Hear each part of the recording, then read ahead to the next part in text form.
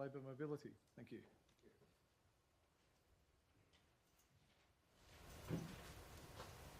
I chose the background, a blue sky background, because basically I'm putting forward a proposal that has arisen out of my experience in working in the Pacific countries and Timor-Leste over the last, I suppose, 4 to 5 years.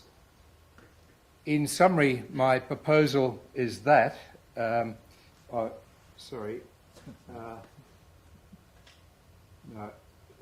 I ended up putting up the earlier version of the presentation, but in summary, what I'm advocating is the need to have a job strategy in place to focus the various initiatives that are being funded at the moment in the region, particularly by Australia and New Zealand.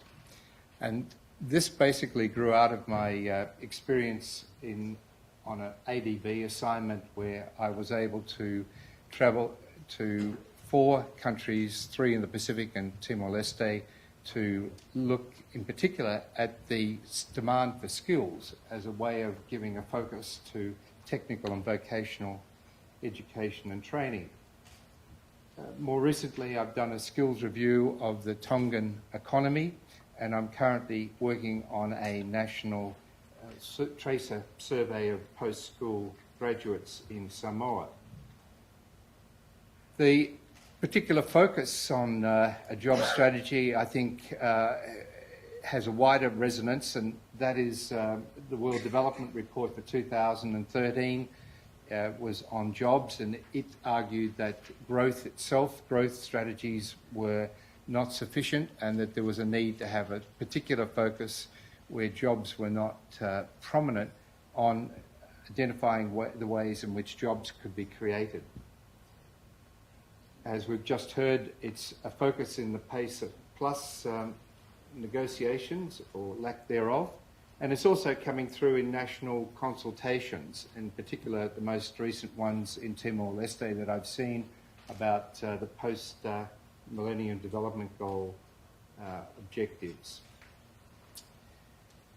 The particular focus in Australia, the recent Australian government's Defence White Paper emphasised the importance of the youth bulge, but it didn't say which countries had the largest youth bulges and why.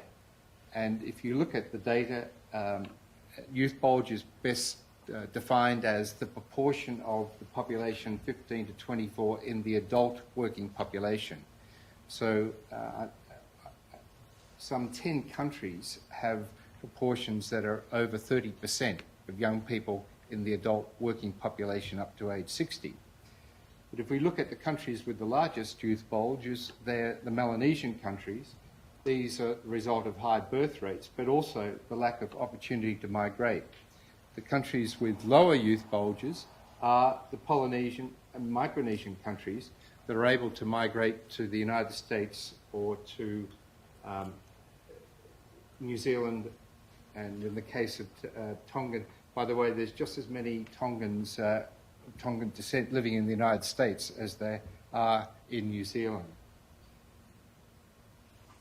The problem with the economies that we're talking about, except in the case of Papua New Guinea, and to a lesser extent Timor-Leste, is that, and we've heard about this morning, inability to generate jobs, and they're often dependent on large flow of foreign skilled and semi-skilled workers, and that applies in the case of Timor-Leste. And sometimes it's not just due to the lack of technical skills, but also the lack of work experience. So basically, you can argue that many Pacific Island countries and Timor-Leste are locked into a low-wage, low-skills trap. Young people, high proportions of them are not in employment, education or work. Now, if we look at the situation in Australia, we find a large number of job opportunities that are available. There's said to be over 1 million temporary workers in Australia, according to a recent report in the Australian newspaper that said the tax department was going to look more closely at looking at how these workers were paying their taxes. They are to do with 457 visas, working holiday visas. There's 120,000 workers on 457 visas. These are temporary work visas on the basis of skill. Holiday working visas have 136,000. And on top of that, there are overseas students. And there are some 100,000 illegal workers, according to the compliance branch of the Department of Immigration. Okay. So we have a number of initiatives from Australia and New Zealand.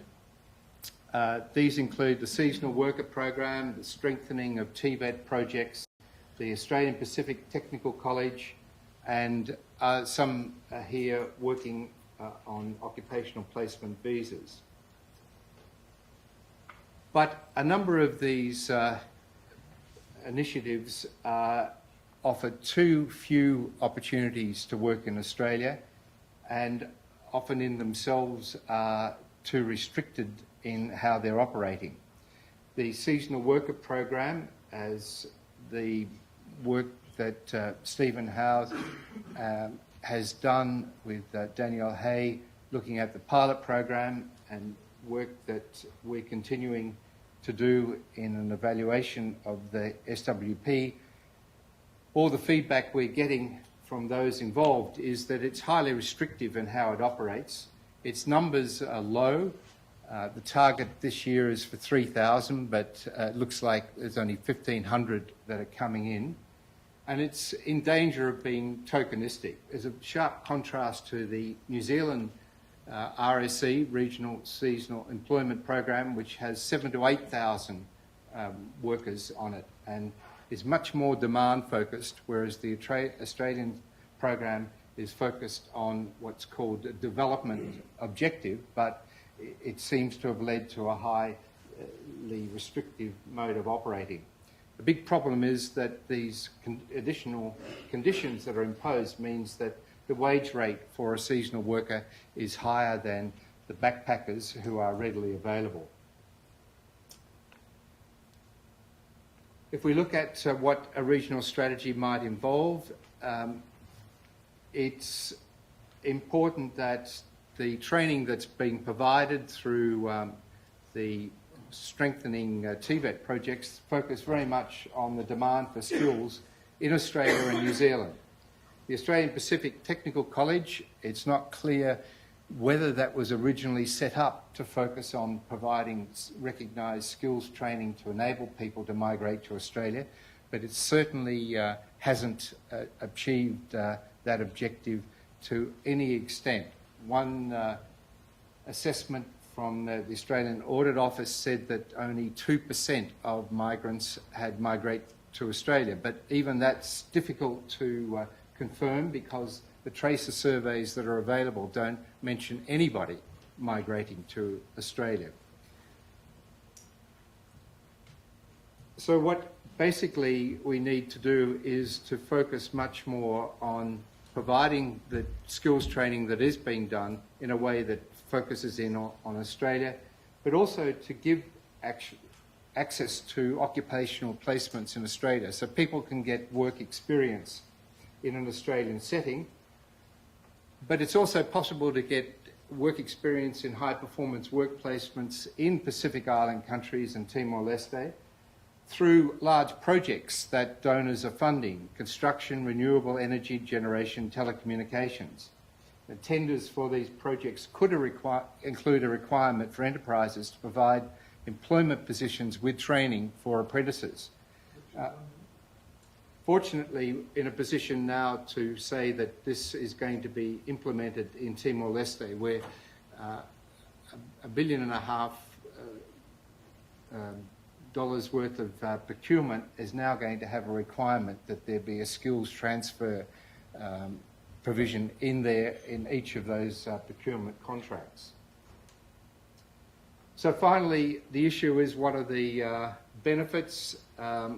The benefits are clearly in terms of remittances, as we've heard this morning, but also I think in terms of actual demand for higher standards of education and skills training. If people know they've got the opportunity, even if it's a relatively small number of people, to be able to migrate for work to Australia, it'll put pressure back on the education systems to lift the standard of education people are getting, particularly in the standard of English. But the fears, I think, that are holding this back in the Pacific are the issue of brain drain. That raises the issue of compensating the Pacific countries and Timor-Leste for training up people that migrate to Australia for work on a temporary or long-term basis.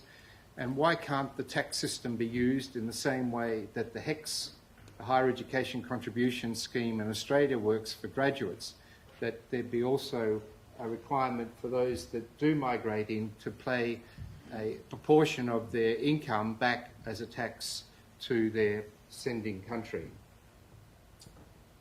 So I've just covered the benefits there earlier, and I'm happy to receive any feedback on the proposal. Thank you.